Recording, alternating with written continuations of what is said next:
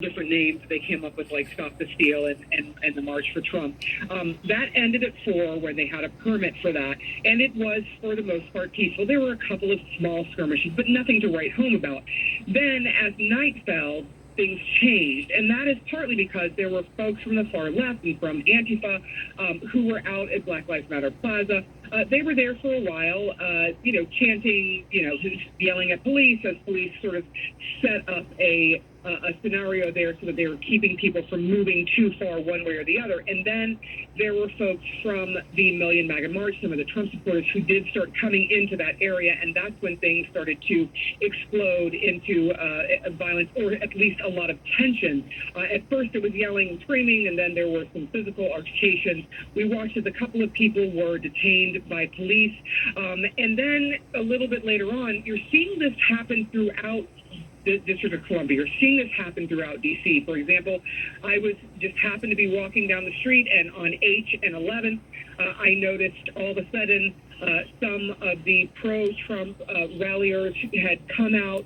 The folks are going to dinner. All of a sudden, all of them started running towards a anti-Trump rally that was just walking down the street. They started running, screaming F, expletive, Antifa, and there were also Proud Boys along with them. I watched them run towards the group that was walking. That group, by the way, started to back up some, and then there were clashes between them, water bottles thrown.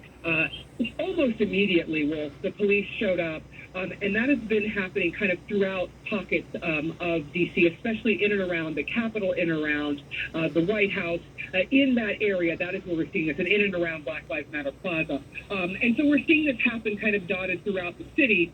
We are still trying to get information from the police who have been here in mass, trying to figure out. There have been reports of some violence, that there may be people who have been hurt, but we're still trying to get those details from the D.C. police. At this point in time, what usually happens is something happens between these two groups, the pro-Trump groups and the anti-Trump groups, and the police are there within minutes, sometimes seconds. They break it apart, and then it moves along. But it is disturbing to a lot of people here who are watching this and wondering what is happening with our country. They are hoping that this will eventually dissipate, but right now it's pretty tense in D.C.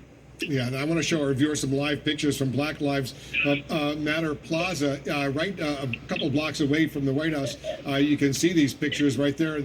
Deep into the background, you see the White House there. This is Black Lives Matter Plaza. This is 16th Street approaching K Street. If you're familiar with Washington, D.C., some hotels, restaurants on the side, but you see throngs, Sarah, of police right there on the street. They're clearly, obviously, very worried about what's going on. They are paying very close attention, and I will tell you, I've been to a lot of different cities, and you know this, Wolf, all over the country, for protests that have broken out, some of them quite violent, from Portland to, San Francisco to Los Angeles, to many other cities, to Chicago. And I will tell you that in this scenario, there are a huge number of police who are showing up, and they are very quickly intervene when two groups, both anti and pro-Trump groups, end up coming together.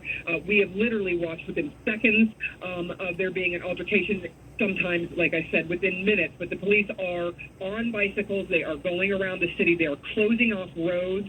A lot of folks trying to get to different places. Not a great time to be out and about in the evening time around the Capitol, around Black Lives Matter Plaza, around the Freedom Plaza, because a lot of that area is being cordoned off every time there's any kind of incident between pro and anti-Trump groups.